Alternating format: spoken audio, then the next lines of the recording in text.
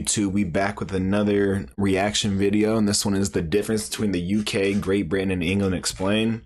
I don't know nothing about this. I'm American, and I think the UK is, I literally think it's just like basically the British and England.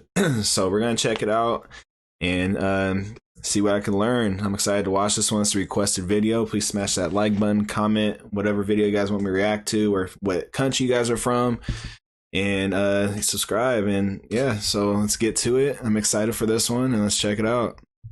Welcome to the United Kingdom and a whole lot more, explained by me, CGP Grey.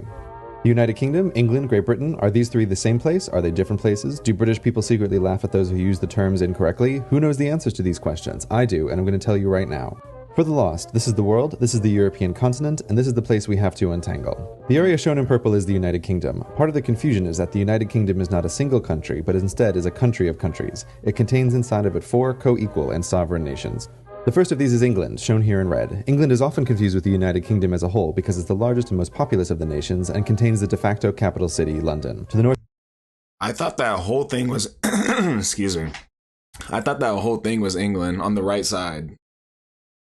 This is Scotland, shown in blue, and to the west is Wales, shown in white. And, often forgotten even by those who live in the United Kingdom, is Northern Ireland, shown in orange. Each country has a local... Oh, that's where Scotland is. Fun fact, I had a teammate in college when I played college basketball, and he's from Scotland. Heard a lot about it. I know they got some crazy culture with their history and ancestors. But all right, so far the UK is Scotland, England, Wales, and Northern Ireland. I didn't know there was a Northern and Southern Ireland. I thought it was like one country. Term for the population. While you can call them all British, it's not recommended as the 4 countries generally don't like each other. The Northern Irish, Scottish, and Welsh regard the English as slave-driving colonial masters, no matter that all 3 have their own devolved parliaments and are allowed to vote on English laws, despite the reverse not being true, and the English generally regard the rest as rural yokels who spend too much time with their sheep. However, as the 4 constituent countries don't have their own passports, they are all British citizens, like it or not. They are British citizens of the United Kingdom, whose full name, by the way, is the United Kingdom of Great Britain and Northern Ireland. So where's Great Britain hiding? That's the name of it? The United Kingdom of Great Britain and Northern Ireland? Right here. The area covered in black is Great Britain. Unlike England, Scotland, Wales, and Northern Ireland, Great Britain is a geographical rather than a political term. Great Britain is the largest island among the British Isles. Within the United Kingdom, the term Great Britain is often used to refer to England, Scotland, and Wales alone, with the intentional exclusion of Northern Ireland. This is mostly, but not completely true, as all 3 constituent countries have islands that are not part of Great Britain, such as the Isle of Wight, part of England, the Welsh Isle of Anglesey, the Scottish Hebrides, the Shetland Islands, the Orkney Islands, and the islands of the Clyde. The English, bro, Britain, the British, bro, or whoever separated these countries, or the same country, I don't know, whatever they are, they made it so confusing, man. They made it so confusing. The second biggest island in the British Isles is Ireland. It's worth noting at this point that Ireland is not a country. Like Great Britain is a geographical, not political term. The island of Ireland contains on it 2 countries, Northern Ireland, which we have already discussed, and the Republic of Ireland. When people say they are Irish, they are referring to the Republic of Ireland, which is a separate country from the United Kingdom. However, both the Republic of Ireland and the United Kingdom are members of the European Union, even though England in particular likes to pretend that it's an island in the mid-Atlantic rather than 50 kilometers off the coast of France. But that's a story for another time. To review, the 2 largest islands in the British Isles are Ireland and Great Britain. Ireland has on it 2 countries, the Republic of Ireland and Northern Ireland, while Great Britain mostly contains 3, England, Scotland, and Wales. These last 3, when combined with Northern Ireland, form the United Kingdom. There are still many... I wonder if the Northern Ireland, Irish and the Southern Irish are the Republic of Ireland. I wonder if they don't like each other. Unanswered questions, such as why when you travel to Canada is there British royalty on the money? To answer this, we need to talk about empire. You can't have gone to school in the English-speaking world without having learned that the British Empire once spanned a fourth of the world's land and governed nearly a fourth of the world's people. While it's easy to remember the parts of the British...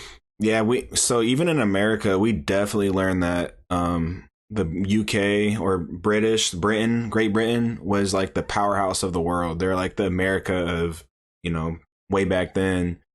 And yeah, so we definitely learned that in school, that they dominated the world. British Empire that broke away violently, we often forget how many nations gained independence through diplomacy, not bloodshed. These want-to-be nations struck a deal with the Empire, where they continue to recognize the monarchy as the head of state in exchange for a local autonomous parliament. To understand how they are connected, we need to talk about the Crown. Not the physical crown that sits behind glass in the Tower of London and earns millions of tourist pounds for the UK, but the Crown is a complicated legal entity best thought of as a one-man corporation. Who created this corporation? God did. According to British tradition, all power is vested in God, and the monarch is crowned in a Christian ceremony. God, however, not wanting to be bothered with micromanagement, conveniently delegates his power to an entity called the Crown. While this used to be the physical crown in the Tower of London, it evolved over time into a legal corporation sole, able to be controlled only by the ruling monarch. It's a useful reminder that the United Kingdom is still technically a theocracy, with the reigning monarch acting as both the head of... But isn't it like... But the queen doesn't necessarily like run nothing, does she? Or is she kind of like, you know, or she control the military? I don't know. I'm pretty sure they had like a democracy or something now, right?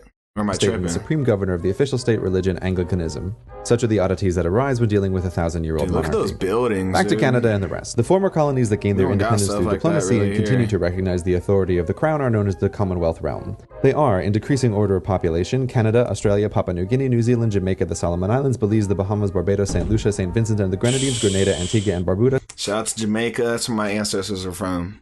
St. Kitts and Nevis and Tuvalu. All are independent nations, but still recognize the monarchy as the head of state, even though it has little real power within their borders. There are 3 further entities that belong to the Crown, and these are the Crown dependencies: the Isle of Man, Jersey, and Guernsey. Unlike the Commonwealth realm, they are not considered independent nations, but are granted local autonomy by the Crown and British citizenship by the United Kingdom. Though the UK does reserve the right to overrule the laws of their local assemblies. Are we done now?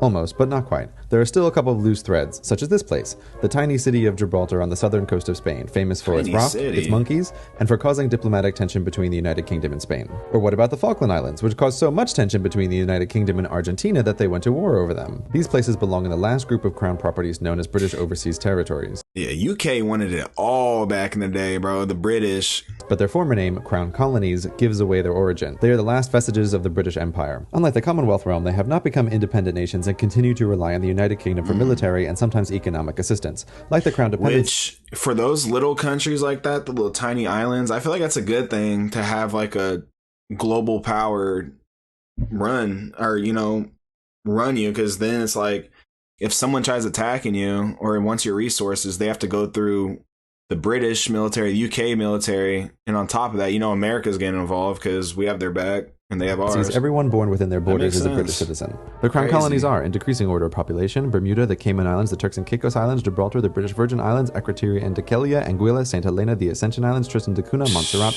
the British Indian Ocean Territory, the South Georgia and South Sandwich Islands, the Falkland Islands, the British Antarctic Territory, and the Pitcairn Islands. Antarctica? For our final Venn diagram, the United Kingdom is a country situated on the British Isles and is part of the Crown, which is controlled by the monarchy.